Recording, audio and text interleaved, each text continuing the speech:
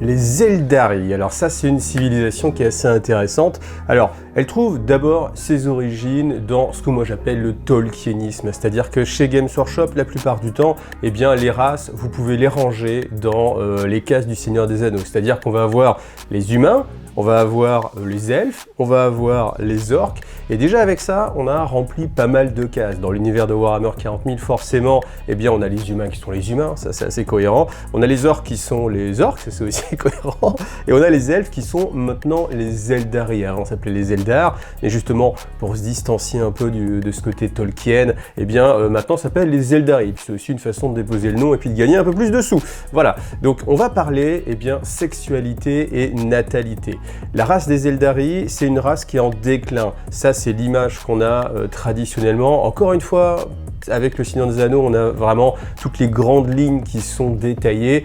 Là, on va retrouver la même chose dans Warhammer 40 000, à savoir une civilisation qui était très développée, très avancée, technologiquement, spirituellement, et qui est sur le déclin. Hein, on le voit dans le Seigneur des Anneaux, les elfes s'en vont au fur et à mesure. Et dans Warhammer 40 000, les Eldari sont une race en voie d'extinction.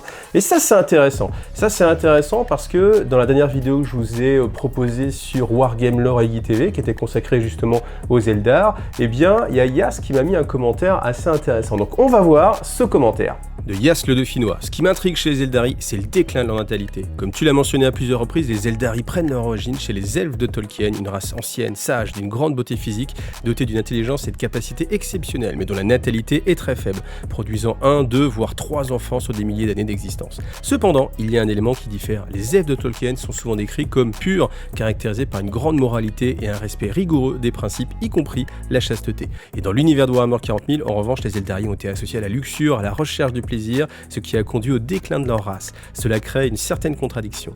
Si les Eldari mettent une vie débridée sur le plan sexuel, on pourrait logiquement s'attendre à une augmentation de la natalité. C'est une question statistique. Même si les Azoriani ont adopté un mode de vie plus modéré à présent, les Exodites maintiennent une natalité normale, tandis que les Drukhari vivent dans l'excès, renforçant ainsi mon argument précédent. Je pense donc qu'il manque un élément clé, peut-être quelque chose de similaire aux génophages des Krogan dans Mass Effect, un tel élément créant une raison valable pour le déclin lent et continu de la race Eldari. Merci pour tes vidéos, c'est un plaisir de la revoir. Alors petit rappel, pour que vous suiviez bien, maintenant j'ai deux chaînes, une chaîne IGTV, une chaîne Wargame Lore IGTV, et en attendant que la chaîne Wargame Lore IGTV soit viable tout simplement, eh bien les vidéos sortent tous les jeudis à 18 h sur les deux plateformes.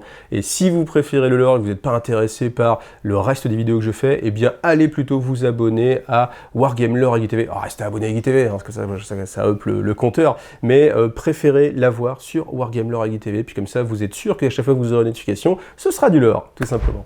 Et donc c'est bien ce commentaire qui m'a inspiré en fait cette vidéo, parce que c'est en effet un sujet très intéressant.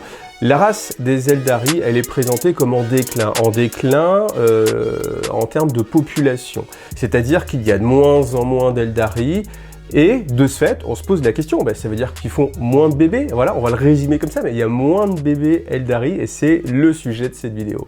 Donc, premièrement, on va regarder un petit peu la sexualité des Eldar.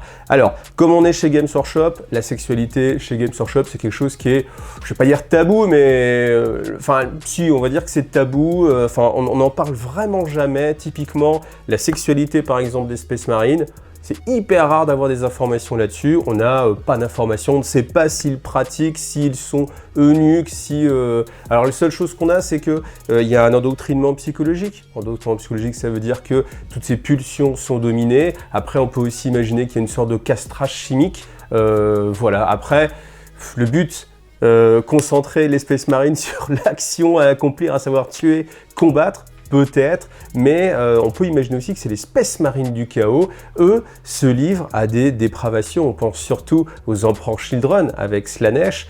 Je pense que eux, eh bien, sont un bon exemple qu'il n'y a pas forcément une castration physique en tout cas, parce que eux, sans doute, s'ils sont partis dans les délires slaaneshites, eh bien forcément, il va se passer des choses de ce côté-là. Et comme eux sont issus de Space Marine, c'est-à-dire que le processus de création des Space Marines, leur permet à un moment de profiter de leurs attributs formidables. Voilà.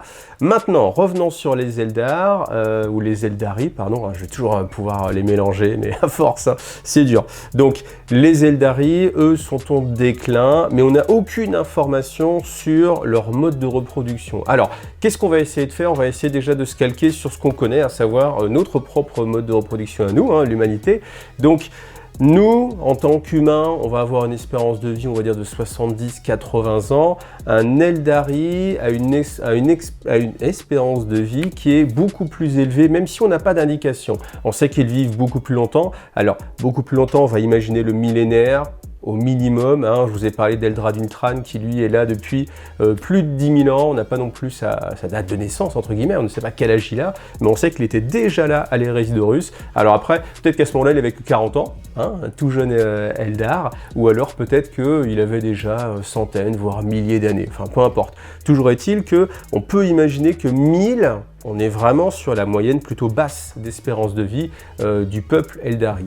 Donc, si on se base sur ce que nous, on est capable de faire, nous, on est capable de se reproduire aux alentours de 12 ans, on va dire une moyenne, jusqu'à, si on est une femme, peut-être 45 ans, hein, tout aussi en termes de moyenne. Donc, ça veut dire à peu près, on zappe, on va dire les 10 premiers pourcents de la vie, on zappe, allez, les 30 derniers pourcents de la vie, et puis voilà un peu cette zone où on est capable de se reproduire physiquement, biologiquement. Alors eh bien, cette première constatation, on va l'utiliser justement pour se projeter sur les Eldari. Donc les Eldari, si on imagine qu'ils vivent allez, 1000 ans, c'est un peu dur parce qu'il n'y a pas vraiment de choses très détaillées là-dessus, ou peut-être des choses que je n'ai pas encore lues. Là, Ragnar, si tu as les informations dans ce magnifique bouquin que tu m'as filé, tu es en train de te dire « Mais putain, lis-moi ce bouquin !» Je vais le lire, je vais le lire. Et donc, en tout cas, si on imagine qu'on part sur 1000 ans, c'est un postulat. Si c'est pas le cas et que c'est une information genre c'est 5000, 3000, bah, etc., on multipliera. Mais en tout cas, déjà 1000 ans, ça veut dire, basiquement, 10 fois plus qu'un humain classique. Un humain classique, on imagine que avec un rendement maximum, on peut espérer qu'il y ait allez, une vingtaine d'enfants en moyenne, parce qu'après je me dis qu'au bout d'un certain moment, au bout de 20 grossesses déjà, peut-être que le corps est suffisamment dégradé pour que les bébés ne soient plus viables. Hein, on va imaginer ça, on va dire 20. Maintenant, je ne sais pas ce que c'est le record, hein. Ben, vous me le direz en commentaire. Maintenant, sur les Eldari, si on imagine que tout est 10 fois plus, ça veut dire qu'on peut avoir une espérance de productivité naturelle de 200. Hein, on multiplie par 10, tout simplement. Donc quand je dis 20 chez les humains, on dit 200 chez les Eldari. Alors, après on peut me dire oui, peut-être, mais la gestation est beaucoup plus longue. Mais ça, on n'a pas d'informations, justement. Donc on est obligé d'avoir des supputations, et on va dire que peut-être que c'est 1 an. Ça ne change pas grand-chose sur une échelle de milliers d'années, que ce soit 9 mois, que ce soit 1 an, que ce soit 2 ans, ça ne va pas changer énormément de choses. Par contre, ce qui est certain, c'est qu'on imagine qu'on part sans doute sur une gestation qui est assez longue, plus longue que l'espèce humaine. Pourquoi? Parce que souvent, c'est en relation, c'est-à-dire que le temps de développement d'un bébé, d'un individu, va être proportionnel à la durée de vie. Forcément, si ça va vivre très peu de temps, bah, il faut que ça se développe très vite pour que justement ça puisse se reproduire très vite et que la race comme ça puisse, l'espèce même puisse se répercuter, recréer, reproduire, perpétuer. Voilà, c'est ça le mot que je cherchais. Donc chez les Eldari, si on passe sur un constat ils vivent sur à peu près 1 millier d'années, ils peuvent peut-être faire jusqu'à 200 petits Eldari. On est très loin du compte parce que techniquement, on n'a même, à ma connaissance, jamais vu, entendu d'histoire relatant un bébé ou un enfant Eldari.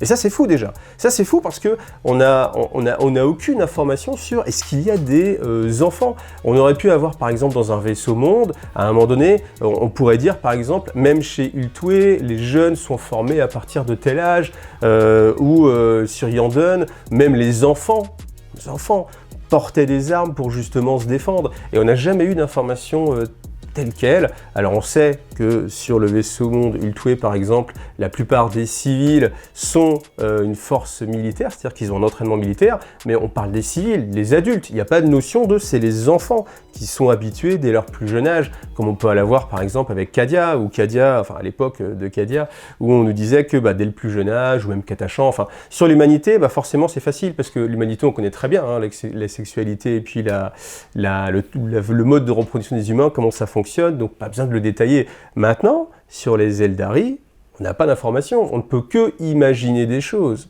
Donc, première possibilité, eh bien, on peut imaginer déjà que, en tant qu'être supérieur, parce que c'est comme ça qu'ils sont présentés, alors certains en commentaire, là je relisais les commentaires, me disaient « mais non, ils sont pas si supérieurs que ça ».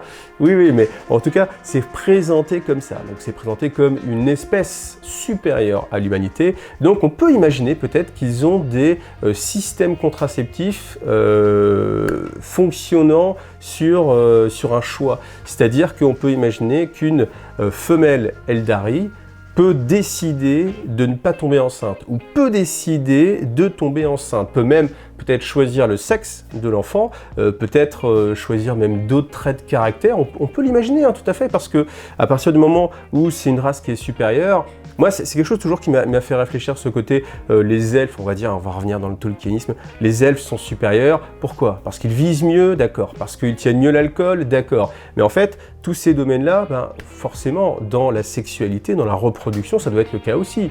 Donc, qu'est-ce qu'ils peuvent faire de mieux? Peut-être ils peuvent justement avoir une prédisposition à choisir s'ils vont être enceintes ou pas. Nous, on a besoin de la pilule, voilà. Maintenant, la volonté ne marche pas, a priori, hein, je ne sais pas, peut-être, mais en tout cas, c'est pas comme ça que ça fonctionne actuellement, mais on peut imaginer que chez les Eldar, il y a cette possibilité. Une possibilité de dire, on peut faire l'acte sexuel, mais on ne va pas procréer pour autant, il n'y aura pas de génération d'un nouvel individu.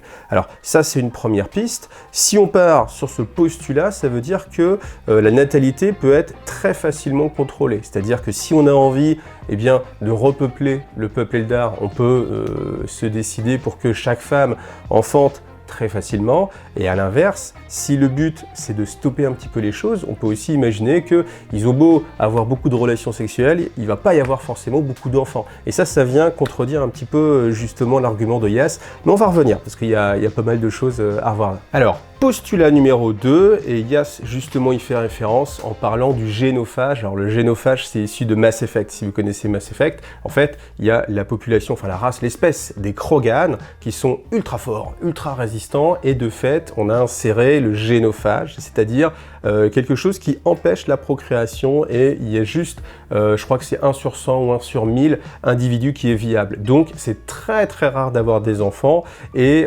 forcément, ça limite l'expansion de l'espèce, et cette espèce sinon se répandrait beaucoup trop facilement, elle est beaucoup trop puissante, donc on la limite avec le nombre d'enfants. Là c'est un peu la même chose. Maintenant, est-ce que c'est fait juste, on va dire, avec un trait d'auteur, c'est-à-dire un trait scénaristique? On n'en parle pas, mais on va dire que cette race, elle est trop puissante, hein. Un guerrier Eldari vaut 10 hommes, donc forcément, faut pas qu'il soit trop puissant. Enfin, faut qu'il soit trop puissant, mais il faut qu'ils aient une balance. Et cette balance, on le fait par le nombre. Donc le nombre, ça veut dire c'est une race en déclin, peu d'enfants, pas de procréation. Alors, on ne sait pas comment, hein, mais on n'a jamais entendu, en tout cas, j'ai jamais entendu parler d'une notion de virus ou problème psychologique qui ferait que les Eldari ne pourraient pas enfanter autant qu'ils le voudraient.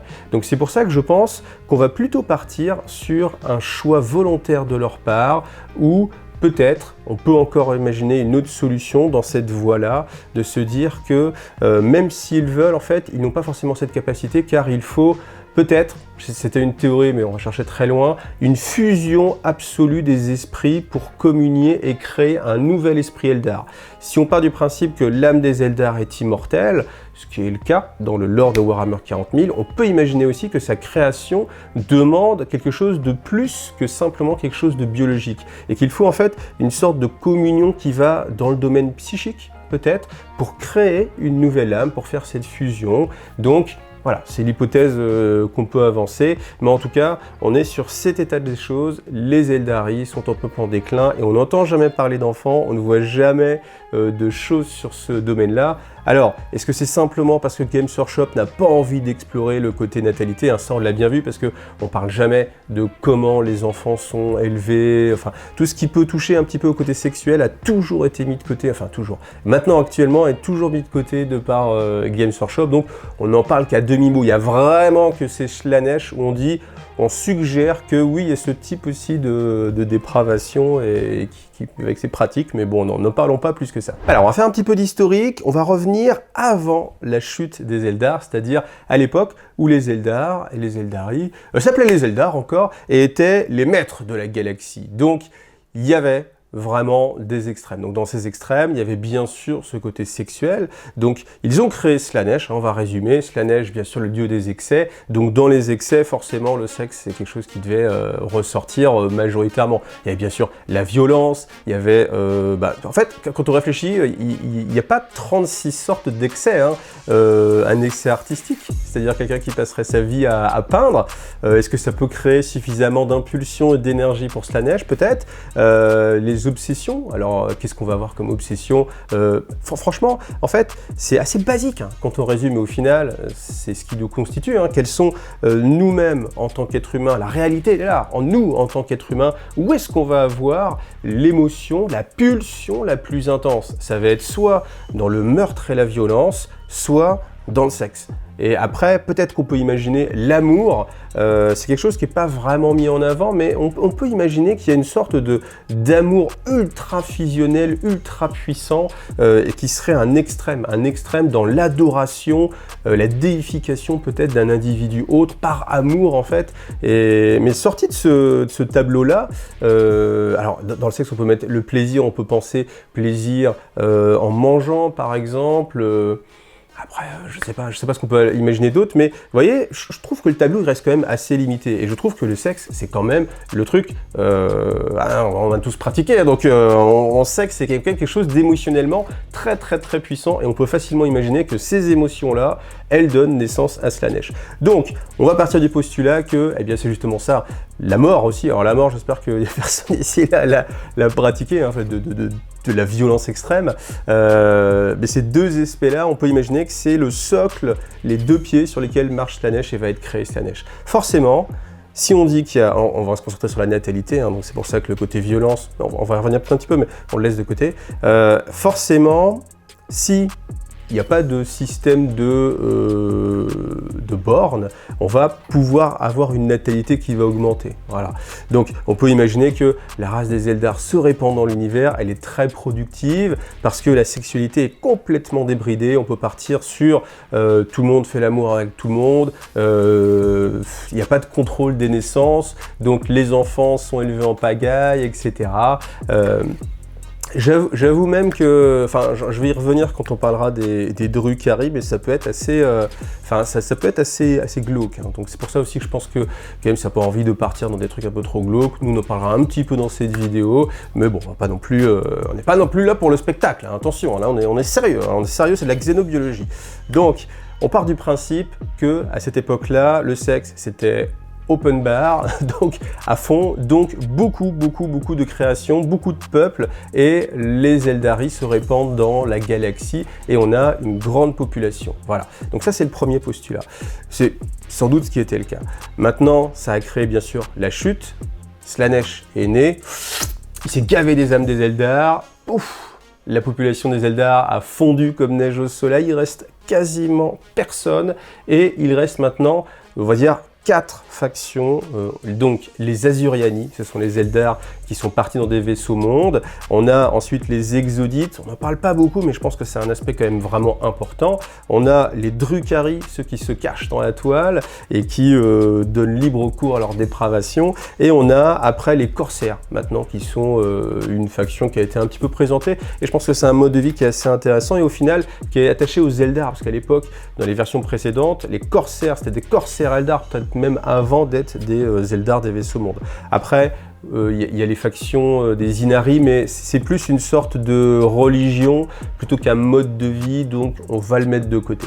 Alors, si on commence avec les Asuryani, ceux qui vivent sur les vaisseaux mondes, on peut imaginer que, étant donné que c'est un espace qui est limité, on peut imaginer que c'est un choix volontaire de leur part de ne pas faire beaucoup d'enfants. Pourquoi? Parce que les ressources de leur vaisseau monde sont par définition finies, même si on peut imaginer que les chanteurs de moelle ont des facilités à faire apparaître de la moelle spectrale. Alors, à partir de quoi ça se matérialise? Est-ce qu'il y a une quantité de matière première? Vous voyez, est-ce que la moelle spectrale, il faut quand même quelque chose, de l'énergie peut-être, et que cette ressource est limitée, ce qui fait que la croissance des espaces vitaux du vaisseau monde lui-même est limitée?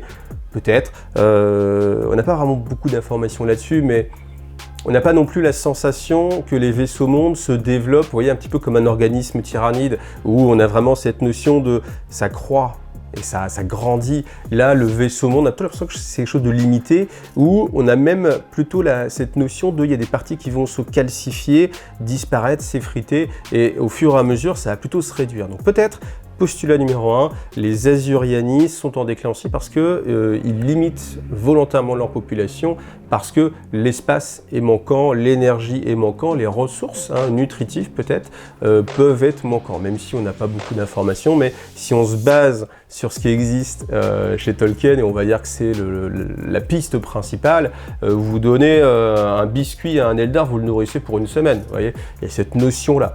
Maintenant, deuxième postulat, je regarde mes notes, est-ce que si on part sur des vaisseaux mondes, comme typiquement Biel-Tan, un vaisseau monde qui se veut conquérant, est-ce que lui, au contraire, va pas essayer de booster sa natalité? Pourquoi? Parce que forcément, il a un taux d'attrition qui est plus élevé, parce qu'il lutte assez souvent, donc forcément, il faut remplacer les Eldar qui meurent. Et en fait, il est là le principe. C'est un peu comme ce que je vous explique à chaque fois avec les Space Marines. Quand vous avez 10 Space Marines qui meurent parce qu'il y a un rhino qui a explosé, eh bien, c'est 10 humains qui ont été élevés pendant 12 ans, ensuite, qui ont été l'élite de l'élite pendant 12 ans. Ensuite, on les a pris, on leur a fait une formation pendant 5-6 ans, c'est pareil. On a investi en eux, en fait. Et en fait, c'est cher tout ça, et on ne peut pas se permettre d'en perdre 10 comme ça à la volée, et quand ça arrive, et ça arrive tout le temps, eh bien forcément, c'est plus dur de...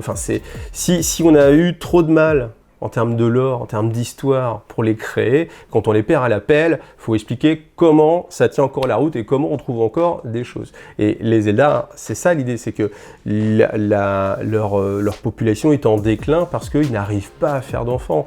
Est-ce qu'ils n'y arrivent pas ou est-ce que c'est un choix? C'est tout le sujet justement de cette vidéo. Alors j'en profite pour faire une petite pause, c'est la séquence publicité. Si vous aimez ce que je fais, eh bien vous pouvez tout simplement me soutenir via Tipeee. Moi c'est comme ça que je gagne ma vie, tout simplement avec les dons que vous pouvez faire. Vous avez aussi tous les liens partenaires, je vous mets une image avec les liens partenaires. Et puis en contrepartie, si vous vous abonnez sur Tipeee, vous avez les vidéos lore qui seront en avance. Alors elles ne sont pas toutes en avance parce que je ne peux pas tout faire en avance. Par contre, ce qui est clair et net, c'est que la série Gathering Storm ou la série du Lion, vous l'aviez eu en avance en étant abonné sur Tipeee. Donc c'est la contrepartie que je vous offre. Vous avez aussi les vidéos sans publicité et en version podcast pour pouvoir écouter dans la voiture, dans le bus ou au travail. Mais ça c'est moins bien. Alors une autre possibilité aussi qui limite les naissances, c'est la déprime. Tout simplement pourquoi? Parce que ce que j'ai pu constater dans le monde réel, dans le monde dans lequel on vit ensemble en ce moment, eh bien c'est un monde qui est plutôt, chez nous en tout cas, un peu négatif. C'est-à-dire qu'on a vraiment l'impression que c'était mieux avant et que demain ce sera pire. Et que, a-t-on le droit d'enfanter et de donner, des enfants qui du coup vont devoir vivre dans un environnement où ce sera la suite de tout ce qu'on a fait, donc c'est-à-dire les problèmes écologiques, les problèmes énergétiques. On va pas s'étendre dessus, on en a suffisamment partout à la télé, partout dans nos vies. Et peut-être que justement, on peut le recalquer sur les Eldar et des vaisseaux mondes, et ils sont dans cette phase dépressive où ils se disent on va peut-être pas enfanter parce que ça va être difficile pour eux, on peut pas se permettre de leur léguer notre situation, si miteuse soit-elle. Donc peut-être, et je pense que là on a une clé qui me paraît assez importante pour décrypter ça, peut-être que les Eldari se disent il faut qu'on retrouve notre grandeur d'antan, et à ce moment-là, on pourra faire des enfants et on leur lèguera un monde où ce ne sera pas à eux de se battre et on aura fait le travail, on aura repris notre place dans la galaxie. Je pense que là, on tient peut-être ce qui tient le plus la route, même si c'est vraiment de l'hypothèse parce que ça n'a jamais été expliqué, en tout cas dans tout ce que j'ai lu. Hein. Bien sûr, encore une fois, je vous le rappelle, j'ai pas lu tout ce qui a été écrit sur Warhammer 40 000, hein, qu'on soit bien clair. Donc, encore une fois, il y a des zones, peut-être que dans un bouquin, ça a été dit, etc. N'hésitez pas à me le mettre en commentaire. C'est tout l'intérêt de YouTube et des commentaires, c'est le partage d'informations. Donc, encore une fois, moi, je vous le fais dans une tribune ouverte. On n'est pas dans un cours magistral où je vous dis c'est comme ça. Je vous dis encore une fois, c'est ma façon de penser avec mes connaissances. Toujours est-il que je pense que cette voie-là, c'est peut-être la plus sensée pour expliquer pourquoi la natalité n'est pas très fertile chez les Eldari. Ah oui, dans la vidéo, j'ai oublié de vous parler d'un aspect qui me paraît assez fondamental, c'est le côté la voie que suivent les Eldar des vaisseaux mondes, donc les Asuryani. En fait, ils ont décidé de contrôler toutes leurs pulsions et de canaliser les choses dans une voie, la voie de l'exarque, la voie du poteleur, du potier, la voie du bottier ou du fabricant de pain au raisin suisse. En tout cas, on peut imaginer aussi raisonnablement que le sexe étant quelque chose de très intense émotionnellement qui leur fait perdre sans doute leurs moyens, hein, tel que ça se passe chez nous, eh bien, on peut imaginer que la chasteté soit quelque chose de mis en avant par les voies et que dans le côté la voie de l'exarque, on va dire, enfin, quelle que soit la voie qui est suivie, il n'y a pas justement de plaisir sexuel par peur justement d'alimenter Slaanesh. Voilà, donc ça c'est une chose aussi qu'il fallait noter. Maintenant, on va parler des autres factions. Alors, je voudrais parler des exodites. Alors, on va rester dans ceux qui sont, à mon avis, le plus positifs. Les exodites, c'est ceux qui sont sur leur planète. Ils n'ont pas envie de se mêler des affaires politiques de la galaxie. Ils n'ont pas envie de reconquête. Ils ont simplement envie de vivre tranquille sur leur monde. C'est un peu les babacools des Eldari. Mais eux, étant donné qu'ils ont des ressources qui sont limitées à un monde, on peut imaginer quand même que c'est quand même beaucoup plus conséquent que celle d'un vaisseau monde. Donc, eux, au contraire, ils vont avoir tendance à avoir repeupler cette planète. C'est le but des exodites, en fait, c'est de retrouver une vie simple, mais justement, les plaisirs simples, c'est quand même d'avoir des enfants. Donc, on peut imaginer que dans cette recherche-là, et puis même, tout simplement, si le but, c'est de faire perdurer l'espèce, eh bien, on va faire des enfants, parce que c'est la seule façon de faire perdurer l'espèce. Après, je me dis aussi, ça, c'est une vision qui est limitée par notre propre vision, ma propre vision, avec une mortalité, avec une échéance très rapide. Si on se dit que on a une espérance de vie de 2-3 000 ans, on peut se permettre de passer 300 ans à attendre et à préparer le terrain et à préparer un bel endroit pour faire venir ses enfants. Ça, c'est clair. Donc je pense vraiment que chez les exodites, c'est là où on devrait trouver le plus d'enfants. Ce qui est totalement possible, mais comme on n'a quasiment aucune écriture sur les exodites, j'ai lu simplement dans L'Infini et le Divin, un roman sur les Nécrois, à un moment donné, on est sur une planète exodite. On n'a pas trop de description de leur mode de vie, hein. On sait simplement que voilà, on a les clichés classiques, les Dinosaur Riders, c'est-à-dire les gars ils sont sur des dinosaures, et la technologie, puis c'est un petit peu les paysans qui cultivent la terre, mais avec des armes quand même, faut pas venir les chercher. Voilà. Mais je pense que c'est là où il y a le plus de chances que s'ils ont le pouvoir de contrôler les naissances, ils débrident un petit peu les choses pour avoir plus d'enfants. Voilà. Ensuite, on va parler des corsaires. Les corsaires, ceux qui vivent comme des pirates, tout simplement, pirates, corsaires, voilà.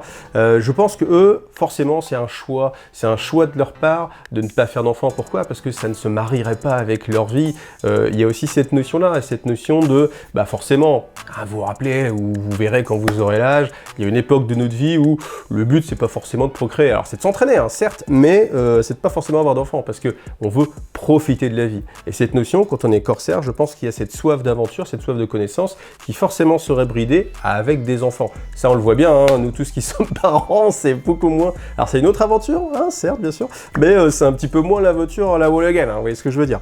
Donc, forcément, pour les corsaires, je pense que c'est simplement incompatible avec leur mode de vie. Voilà, premièrement.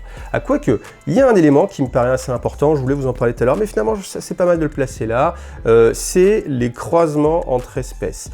On a, a priori, là aussi vous me direz si je me trompe, mais à ma connaissance, il n'y a pas de demi-elfe, de sang mêlé. Alors, avec quoi ils pourraient être mélangés? Bon, avec les tyrannides, si, bien sûr, mais bon, c'est pas un choix volontaire de leur part. Et après, avec quoi on peut... Alors, avec les G-Stealers, hein, les cultes Stealers, bien sûr, évidemment, non, bon, on met ça de côté. Mais en tout cas, est-ce qu'il peut y avoir une création d'un demi-elfe qui sera à la fois humain et Eldari? Je sais pas, est-ce que dans le lore, il y en a peut-être?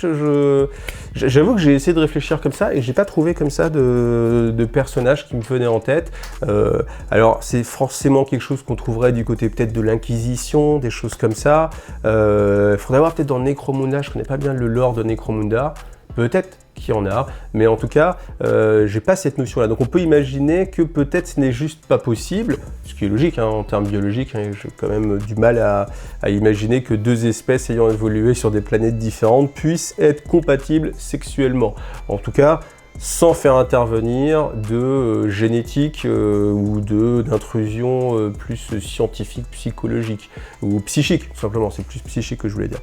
Donc, on va imaginer que c'est la même chose et qu'il n'y a pas de croisement. Sinon, on aurait pu imaginer, parce que c'est là où je pensais justement au corsaire, une femme dans chaque port, ou voilà, et on pouvait imaginer que bien, les corsaires Eldar, vous voyez, à un moment donné, sur une plateforme impériale, il se passait un petit truc, et puis on avait un demi-elfe, et du coup on avait cette notion-là. Mais on n'a jamais entendu parler, donc on va la mettre de côté, mais je voulais quand même en parler un petit peu dans cette vidéo. Et maintenant, on arrive aux Drukhari. Alors les Drukhari, c'est ceux qui, d'une certaine façon, sont le plus proche de ce qu'étaient les Eldar à l'origine, avant la chute. Donc, pratique torture, pratique sexuelle, pratique élevage de bestioles pour pouvoir se battre contre. Et c'est là où je vous dis qu'on arrivait à un point qui me paraissait un peu glauque.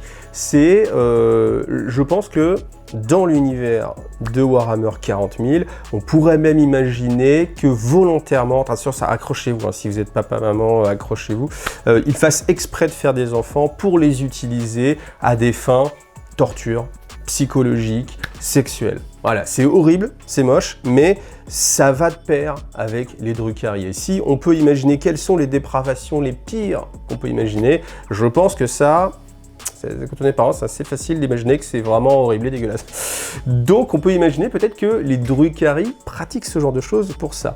Maintenant, le fait d'avoir des enfants pour simplement continuer à exister, perdurer, je ne pense pas que ce soit compatible non plus avec la philosophie des Drukhari. Mais en fait, c'est là où c'est ambigu. C'est que les Drukhari tirent leur essence vitale de la souffrance. Et est-ce qu'ils sont capables de créer leur propre enfant pour les faire souffrir, pour s'alimenter de leur souffrance? Honnêtement, si on imagine les Drukhari comme étant les pires des pires, oui, bien sûr, parce que c'est horrible. Et à partir du moment où c'est horrible, eh ben bien sûr que c'est ce qu'ils vont faire. C'est exactement ça. Maintenant, évidemment, si dans un codex, vous avez écrit ça, ça va être quand même un petit peu limite. Hein. On reste, les amis, on reste dans un jeu de figurines, hein, avec des histoires autour, mais on reste dans un jeu de figurines. Donc voilà. Donc, ce qui fait que nous, on peut se permettre, hein, parce qu'on dévie un petit peu sur le lore, mais voilà, sur les Drukhari. Après, on peut aussi imaginer, mais en fait, c'est trop empathique comme attitude, mais on peut aussi imaginer qu'ils se disent, on ne va pas faire d'enfants pour ne pas qu'ils subissent les souffrances que nous, on endure. Parce que, en fait, le fait de torturer, etc., de capturer, de tuer, ils le font pas, enfin, ils le font par choix, mais c'est plus comme une sorte d'abandon, c'est plus comme vous avez soif, vous prenez votre bouteille d'eau, vous buvez. C'est pas forcément que vous avez envie, mais c'est que vous êtes obligé, plus ou moins. Mais vous n'avez pas le courage, peut-être, de changer de mode de vie, donc c'est assez compliqué, mais voilà, en tout cas, sur les Drukhari, c'est certainement pas l'endroit où on va trouver le plus d'enfants. Donc là où c'est le plus probable, les Exodites, je pense même que ça devrait être l'endroit où on imagine qu'il y a des écoles, etc.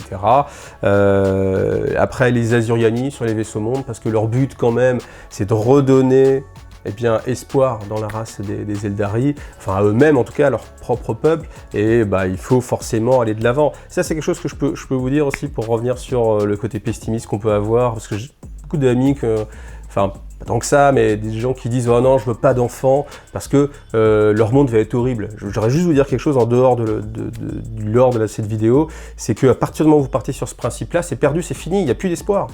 Le seul espoir, c'est de continuer à avancer, d'accord? Si vous dites « Je veux pas qu'il y ait d'enfants parce que le monde est pourri », en fait, le monde il est fini, il va finir avec vous, tout simplement. Et si vous laissez les autres faire Est-ce qu'il vaut mieux que les autres continuent et fassent des enfants qui peut-être ne correspondent pas à vos propres critères? On est parti loin, là. Je pensais pas que je partais loin.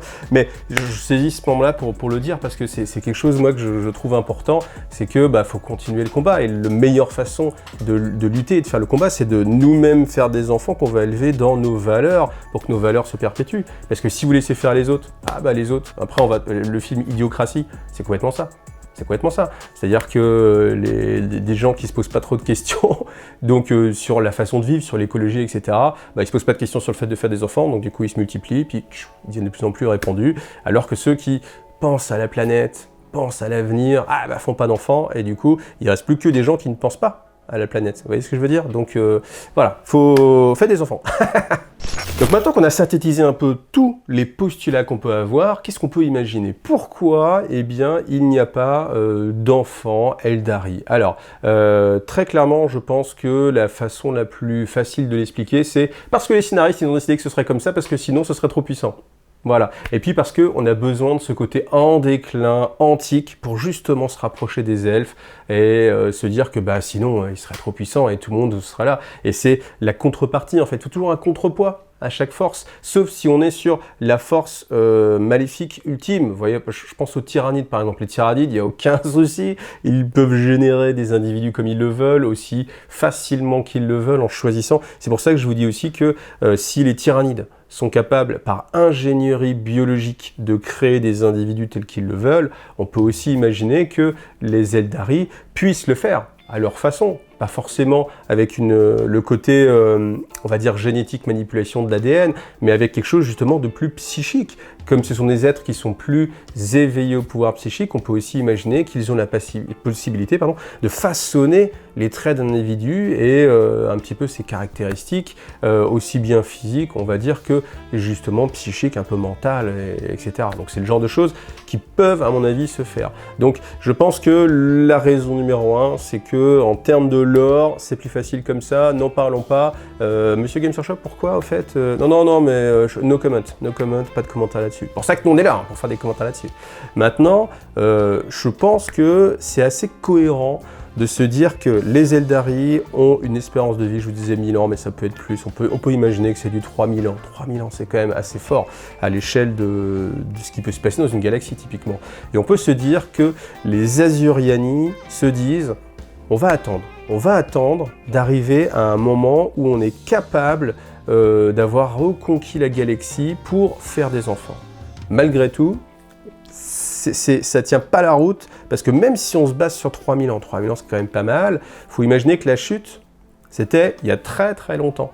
Donc ça veut dire que si ils ont fait ce choix-là de ne pas refaire d'enfants, même Eldrad Ultran, il est né bien après la chute. Donc forcément, après la chute, il y a eu procréation.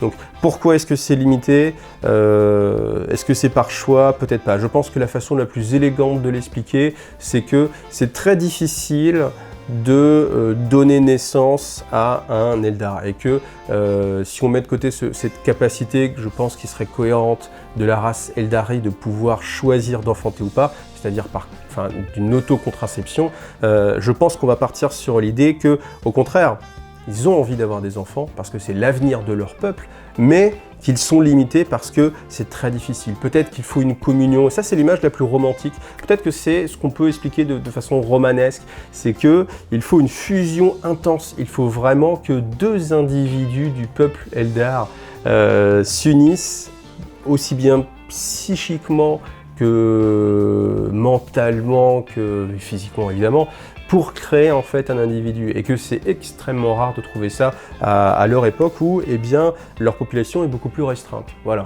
Maintenant, est-ce que ça collerait avec la vision qu'on avait des Eldar avant la chute, où justement c'était open bar et où la galaxie était peuplée d'Eldar? Plus compliqué. Voilà. Bon, en tout cas, merci Ayas pour m'avoir suggéré cette vidéo, bien malgré toi, mais voilà, que t'es puni. Et puis si vous aussi vous avez envie qu'on puisse donner naissance comme ça à une vidéo, n'hésitez pas. Vous utilisez les commentaires, vous discutez. J'imagine qu'il y aura aussi beaucoup de commentaires suite à cette vidéo. En tout cas, m'envoyez pas si je réponds pas à tout, parce que forcément c'est compliqué, j'ai pas le temps, je suis tout seul, je fais tout seul. C'est bon quoi, j'élève mes enfants aussi, il y a autre chose à faire. Donc désolé, mais je lis tous les commentaires commentaires. C'est difficile de répondre à tout, mais des fois, eh bien, j'en pique un et puis ça donne lieu à cette vidéo. Voilà, j'espère que cette vidéo vous a plu. Si c'était le cas, comme d'habitude, vous pensez à liker, à tiper. Tiper, ça me soutient, ce qui me permet de vivre tout simplement, de continuer ce genre de vidéo à ma façon. Et puis, vous avez aussi les liens de tous les partenaires, comme ça, indirectement, vous soutenez la chaîne. Et quoi qu'il arrive, pensez à vous abonner, à liker, à partager et à vous amuser avec les histoires du lore. Allez, à bientôt. Salut à tous.